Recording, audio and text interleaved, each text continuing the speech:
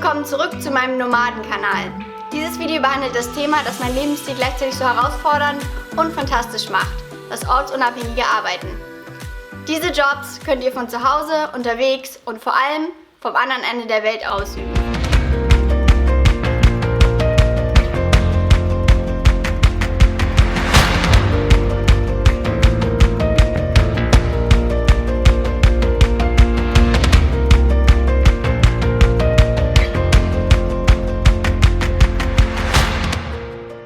Zunächst muss ich euch leider erstmal die Illusion nehmen, dass es einfach ist, einen ortsunabhängigen Job zu finden. Die meisten Unternehmen sind zwar mittlerweile gewillt, dich im Homeoffice arbeiten zu lassen, aber so komplett ohne im Büro auftauchen ist den meisten dann doch nicht ganz geheuer.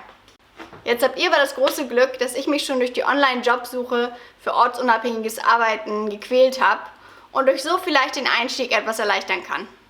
Deshalb sprechen wir jetzt zunächst erstmal darüber, welche Jobs sich für euch anbieten und dann, wie ihr diese findet. Denn das ist der entscheidende Punkt. Also haltet durch bis zum Ende des Videos. Und wenn euch das Video gefallen hat, dann vergesst nicht, den Like und den Subscribe-Button zu klicken.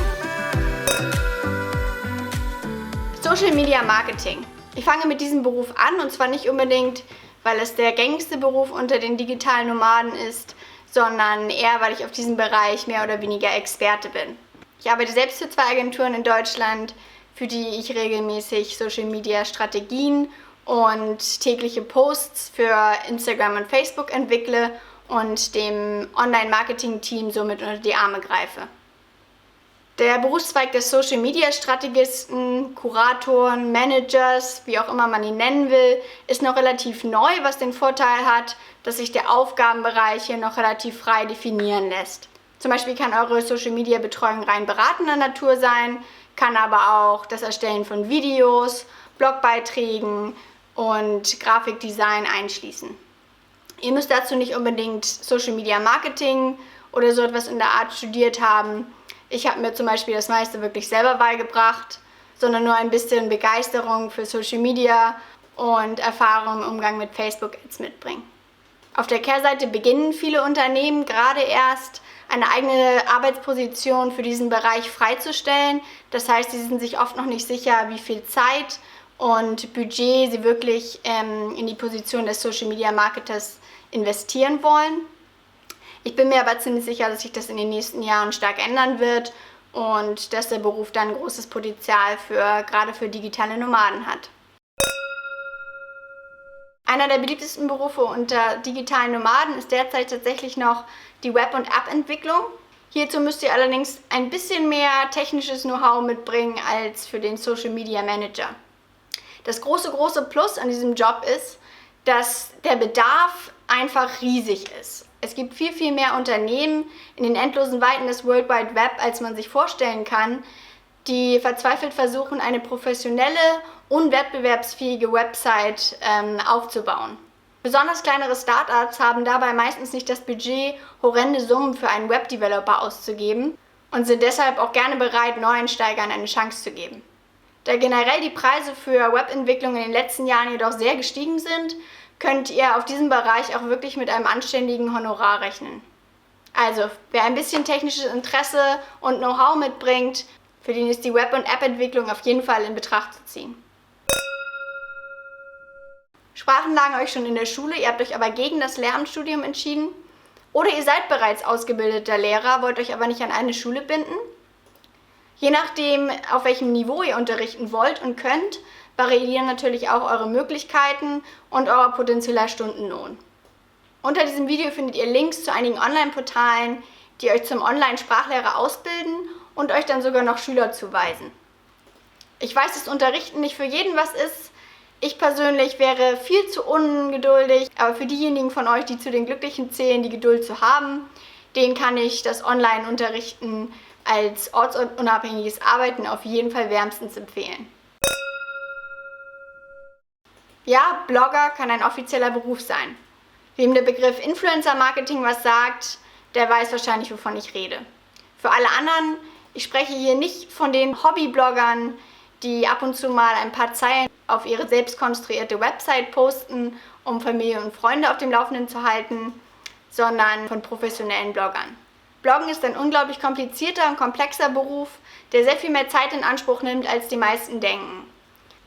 Wenn euch das aber interessiert, dann gibt es ganz viele tolle YouTube-Tutorials, wie man einen professionellen Blog erstellt und zum professionellen Blogger wird. WebSwitch zum Beispiel, wenn ich mich richtig erinnere, hat ein tolles Video zu dem Thema erstellt. Als Copywriter spezialisiert ihr euch darauf, Texte für andere Webseiten zu schreiben und thematisch geht es da wirklich von bis. Deshalb ist es sehr, sehr wichtig, dass ihr euch auf ein Thema spezialisiert, besonders weil der Markt mittlerweile mit Amateurschreibern leider unglaublich überfüllt ist. Virtueller Assistent oder virtuelle Assistentin. Meiner Meinung nach auch eines dieser Berufe, die im Moment ganz groß am Kommen sind. Und im Grunde ist virtueller Assistent nichts anderes als ein Mädchen für alles oder ein Sekretär, nur dass er oder sie eben keinen Kaffee kochen. Das heißt, ihr übernehmt für euren Auftraggeber alles Mögliche an administrativen Aufgaben, von Terminplanung über Datenabgleich bis hin zu eingehenden Anrufen. Eure wichtigsten Fähigkeiten sind hier Gewissenhaftigkeit, Pünktlichkeit und obwohl oder gerade weil ihr ja remote arbeitet, die ständige Erreichbarkeit. Sales bzw. Kundenservice bzw. Callcenter. Hier gibt es zumindest im Moment noch am meisten Bedarf. Vor allem große Konzerne wie Apple suchen immer wieder nach kompetenten Mitarbeitern für ihren Callcenter. Wem es also nichts ausmacht, den ganzen Tag am Telefon zu hängen und sehr geregelte Arbeitszeiten zu haben, für den ist der ortsunabhängige Callcenter-Beruf vielleicht etwas. Wer allerdings wie ich plant, in den nächsten Jahren mehr oder weniger in der Weltgeschichte herumzureisen, für den könnte die ständige Bereitschaft, die dieser Beruf mitbringt, etwas schwierig werden. Jetzt stellt sich natürlich die große Frage, wie finde ich diese Jobs? Natürlich gibt es einige Webseiten, die sich auf Nomadenberufe spezialisiert haben. Die meisten Stellenanzeigen sind allerdings bis zum heutigen Zeitpunkt noch in der USA ausgeschrieben. Ich werde euch trotzdem einige Links, die mir bei der Suche geholfen haben, unter dieses Video schreiben. Die zweite und realistischere Methode ist die des Trial and Error. Damit meine ich, dass ihr euch wohl oder übel bei einigen Unternehmen einfach auf gut Glück bewerben müsst und dann das Beste hoffen. Oder aber ihr müsst im Bewerbungsgespräch dann eben im zweiten Schritt sagen, dass ihr den Job zwar wirklich gerne übernehmen würdet, diesen aber nur ortsunabhängig ausführen könnt.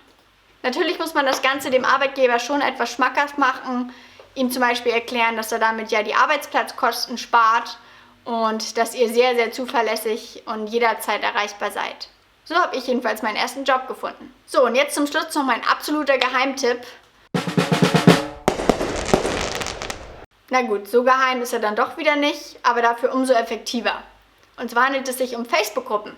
Das erscheint euch jetzt vielleicht erstmal etwas unseriös, aber das Tolle an Facebook-Gruppen ist, dass man direkt mit dem potenziellen Arbeitgeber in Kontakt kommt und sich außerdem viele Formalitäten des normalen Bewerbungsprozesses spart. So kann man in Facebook-Gruppen sofort zur Sache kommen und herausfinden, was wer von wem möchte und dann im Messenger oder per E-Mail zu einer Einigung kommen. Ich habe meinen zweiten Job in der Gruppe Digital Media Woman gefunden, aber es gibt noch ganz viele andere tolle Gruppen, die ich euch auch unter dieses Video schreibe.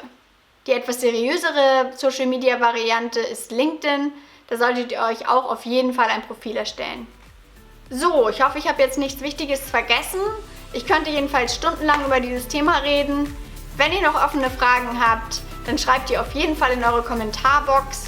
Ich freue mich immer über alle Fragen und Kommentare, natürlich auch, wenn ihr bereits Erfahrung mit dem Thema gesammelt habt.